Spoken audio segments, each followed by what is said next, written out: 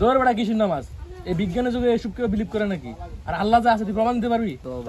আস্তাগফিরুল্লাহ, নাউযুবিল্লাহ। বন্ধু এগুলো তুই কি বলস? তুই তো নাচ থেকে গেছিস মামা।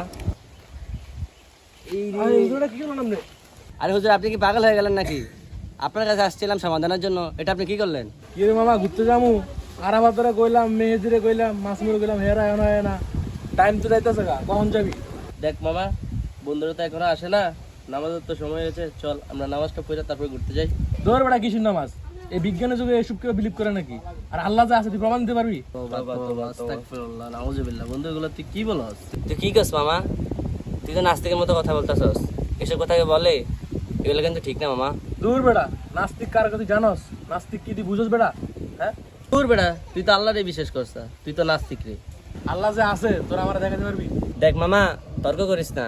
এখন হুজুর নামাজ পড়াইতে আসবো, আমরা হুজুরকে জিজ্ঞাসা করবো, আর হুজুরই একটা সমাধান দেব। এ হুজুর, একটু এদিকে আসেন তো, একটু কথা ছিল। আসসালামু আলাইকুম রাহমাতুল্লাহ। ওয়ালাইকুম আসসালাম ওয়া রাহমাতুল্লাহি ওয়া বারাকাতুহু। হুজুর, আপনাকে ডাকছিলাম, আমাদের মাঝে একটু ঝামেলা হয়েছিল। আমার বন্ধু উল্টাপাল্টা কথা বলে। তোরা দাঁড়া, হুজুরের সাথে আমি কথা বলতেছি। আচ্ছা হুজুর, আপনার কাছে কিছু প্রশ্ন আছে আমার, আপনি কি এই প্রশ্নের উত্তর দিতে পারবেন? আচ্ছা ঠিক আছে, আপনাদের কি প্রশ্ন? আমি প্রশ্নের উত্তর দিব, আপনি একটু সাইডে আসেন। আচ্ছা ঠিক আছে ভাই, আপনাদের কি প্রশ্ন আছে? আপনার প্রশ্ন করুন। আচ্ছা হুজুর, আমি আপনাকে 3টি প্রশ্ন করব।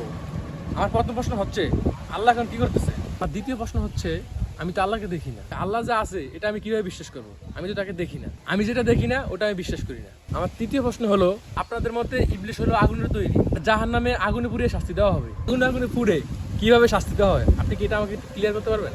হে আল্লাহ, আপনি আমার এই ভাইটিকে পরিপূর্ণ হেদায়েত দান করুন। আর আমার ভাইয়ের যে 3টি প্রশ্ন আমাকে করেছে, আমি যেন পরিপূর্ণভাবে সেই 3টি প্রশ্নের উত্তর যথাযথভাবে দিতে পারি, সেই তৌফিক দান করেন।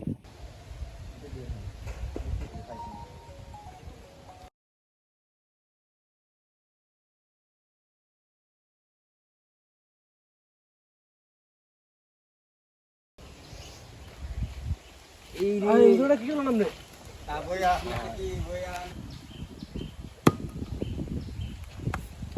আরে হুজুর, আপনি কি পাগল হয়ে গেলেন নাকি? আপনার কাছে আসছিলাম সমাধানের জন্য, এটা আপনি কি করলেন?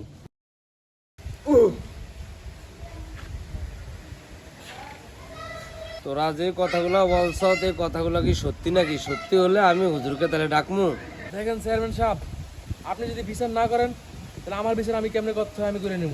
চেয়ারম্যান সাহেব, তাহলে আমি কি হুজুরকে নিয়ে আসবো? কি হুজুর, আপনি অগরে মারছেন, এটা কি সত্যি নাকি হুজুর? জি চেয়ারম্যান সাহেব, আমি মারছি, এটা সত্য কথা। বুঝলাম আপনি প্রশ্নের উত্তর দিতে পারবেন না, তাই বলে কি আপনি তারা আঘাত করবেন?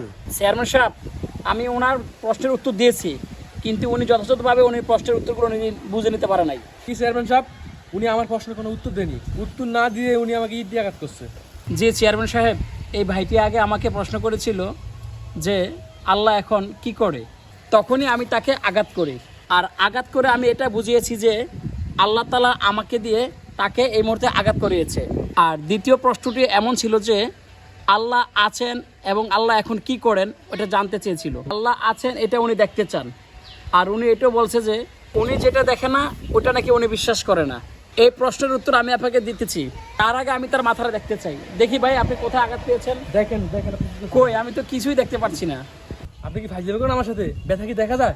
এই যে ভাই, ব্যথাটা যেমন দেখা যায় না, এটা অনুভব করা যায়, ঠিক তেমনি আমার আল্লাহ সুবহানাহু ওয়া তাআলাকে দেখা যায় না, কিন্তু ওনাকে অনুভব করতে হয়। আর উনি তৃতীয় প্রশ্ন করছেন যে ইবলিশ আগুন দ্বারা তৈরি এবং জাহান্নামে আগুন দিয়ে আমাদেরকে শাস্তি দেওয়া হবে, আগুনে আগুনে মিশে কিভাবে শাস্তি দেওয়া হবে? তখনই আমি ওনাকে ইট দিয়ে আঘাত করি, কেননা ইটও মাটির তৈরি, উনি মানুষ, ওনাকে আল্লাহ তাআলা মাটি দ্বারা সৃষ্টি করেছে, উনিও মাটির তৈরি। মাটি দ্বারা আঘাত করার কারণে উনি যেমন মাটি দ্বারা ব্যথা পাইছেন, ঠিক জাহান্নামেও আগুন দ্বারা আগুনকে শাস্তি দেওয়া হবে। দেখেন ভাই, আপনাকে আঘাত করা আমার মূল মাকসাদ ছিল না, আমি জাস্ট আপনাকে বোঝানোর জন্য আঘাত করেছি। আর আমার আঘাত করার ধারা যদি আপনি আপনার মনে কোনো কষ্ট পেয়ে থাকেন, আল্লাহর ওয়াস্তে আপনি আমাকে ক্ষমা দৃষ্টিতে দেখবেন। ঠিক আছে হুজুর, সমস্যা নাই, আমি বুঝতে পেরেছি। আল্লাহ যে আছেন সবসময় থাকবেন, এটা আমি মনে মনে বিশ্বাস করবো। তাহলে এখন থেকে আপনি আল্লাহকে মনে প্রাণে বিশ্বাস করবেন তো ইনশাআল্লাহ ভাই? ইনশাল্লাহ।